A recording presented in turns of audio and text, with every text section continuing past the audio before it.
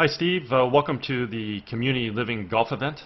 Just want to give you an opportunity here to view your swing at regular speed. We'll let that play on through. We'll put you back in your dress position and then we'll go ahead and take a look at a few things for you. So while we got you here in your setup, let's first of all just take a look at your posture. We can see here that your spine is straight and on a slight tilt. Your legs come down into a nicely unlocked position. Your arms hang down nice and naturally off your tilted spine and the club works out to the ball. So you're achieving some pretty good posture here, also in association with some pretty good balance. At this point in time, we'd like to go ahead and take a look at your alignment. We can see your feet are in a little bit of a closed stance. Theoretically, your club face is supposed to run parallel to your feet. Parallel lines on camera would have an appearance of converging, but even with that conversion, we are set up towards the right edge of the fairway where it meets the right rough. So we're going to see some form of a compensation in your golf swing whereby we're trying to get that ball back to the center. Let's go ahead and do a little split screen comparison here between you and Brandt Snedeker. Now we got some color-coded lines on the screen just to use as visual reference as it pertains to swing plane. We can see with Snedeker as he draws the golf club back, he creates good shoulder rotation, bringing the arms and hands back as well as the club. And we see the club coming back directly on plane along the red line. From here, we're going to start to establish good wrist hinge into play, working the club head from below to above the hands, and then now moving the club from red up to yellow. When we finally set the club at the top of the backswing, the left arm and the club are going to be situated on the yellow line. We've got full shoulder rotation, and we do this about a very stable right leg, keeping the weight on the inside part of our right foot. As we watch you initiate your takeaway, good strong shoulder rotation, bringing your arms and hands back as well as the club. Now we do see the club sneaking a little bit underneath the swing plane, which is not that big of an issue as long as we incorporate some good wrist hinge here shortly. We do see that you maintain a bit of a stiff forearmed position with your arms and the club, so not a lot of wrist hinge occurring, but the club is starting to recover into a better position here. As we continue to track this right to the top, get yourself into a position with some pretty decent turn. You're rotating off the axis that you achieved at address with your spine. Your right leg staying in a very nice position. Your arms are in great geometric relationship to your core. And the club's in good position relative to your arms. We would just like to learn how to create better wrist hinge though, bringing the golf club back. Club does get a little bit laid off at the top though. And we get a bit of an overswing, just a little bit. But nonetheless, you're still in a relatively pretty decent position at the top with your arms and your golf club, and the rest of your body looks ideal with the turn, the rotation on the axis, and the stable right side. Anyways, as we create our transition back into the ball, we simply want to move our weight from our right foot to our left. We want to fire the knees and the hips to the target, unwind the core, and fire the hands. And doing so, we've got to bring the club from yellow back down on top of red. Whoop, should have paused. Let me come back here. Down, back on top of red. And that's exactly what we see here with Brandt Snedeker. The club has returned back to plane. The other thing we want to observe at this stage of the golf swing is the relationship between the lead form and the golf club. I refer to this as the backwards check mark. Simply means that the club head is remaining above and behind our hands coming into the hitting zone.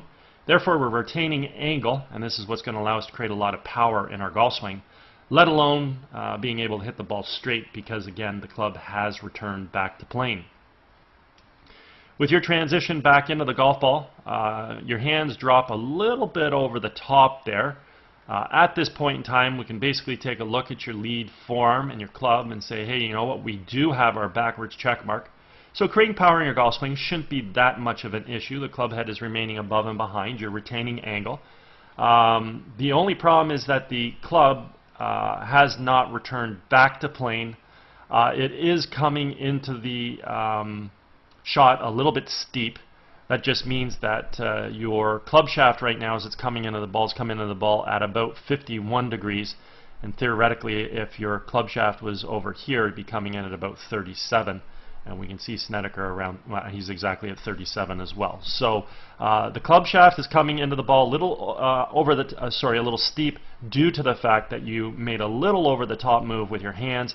So therefore, as we track the club head coming into the ball, it's going to be a little bit difficult for your club to fully return back onto plane and attack this golf ball directly from this red line. So again, This is why we hit a golf ball straight. The club has to come into the ball from this plane, and then we'll hit a ball straight in accordance to our alignment, obviously assuming that the grip is good and the club face squares up.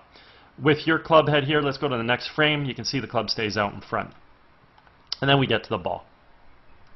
So if we just connect the dots here, we can clearly see that the club was coming in a little steep, a little over the top, and that's going to influence the swing pattern. Now, this isn't a severe over the top. It's pretty minor.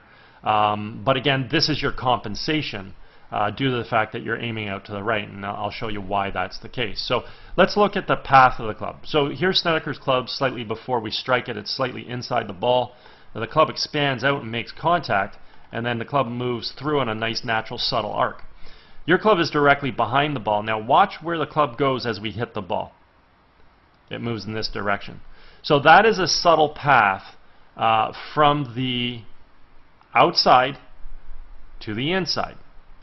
So if we square the club face up to that path, we can hit the ball basically in this direction right here.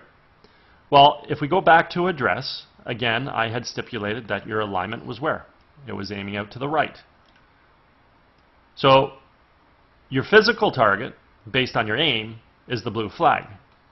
But yet, the center of the fairway is back over here. So I had mentioned that you're going to create some form of a compensation due to the fact that we have incorrect alignment. Well, the compensation is to swing the golf club a little bit from outside to inside along the yellow path, and you're going to try and pull the ball down the red arrow to that yellow flag. That's exactly what we see happening.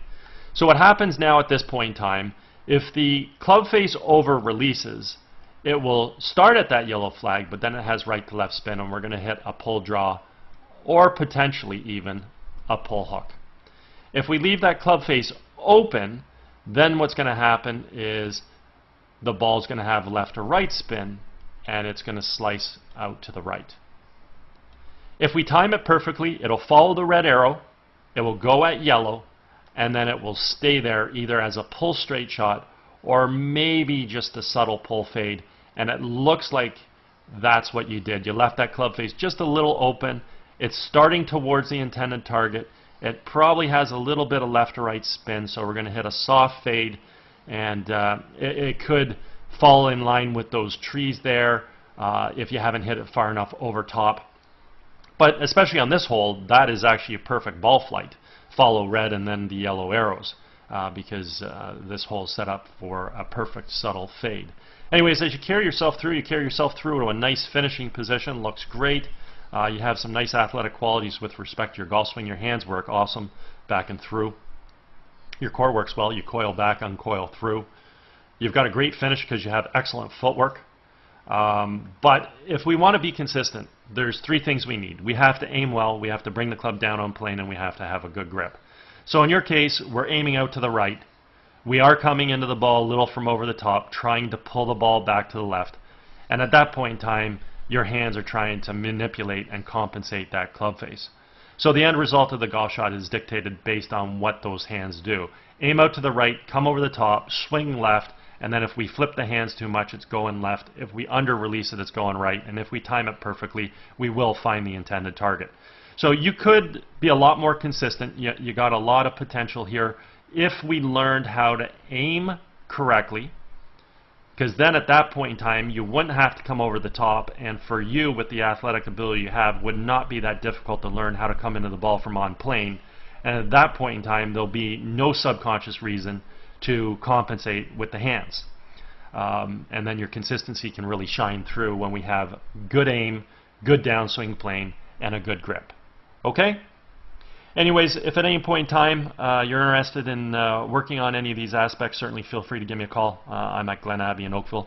Also, if you're involved with any golf tournaments and you're looking for a unique service to provide to your guests, all my contact information is at the end of the video, and you can certainly touch base with me regarding the swing analysis services. Anyways, I hope you had a great day. Hope you enjoyed getting an opportunity to see your swing on video, and hope you have a great summer, and maybe we might hear from you.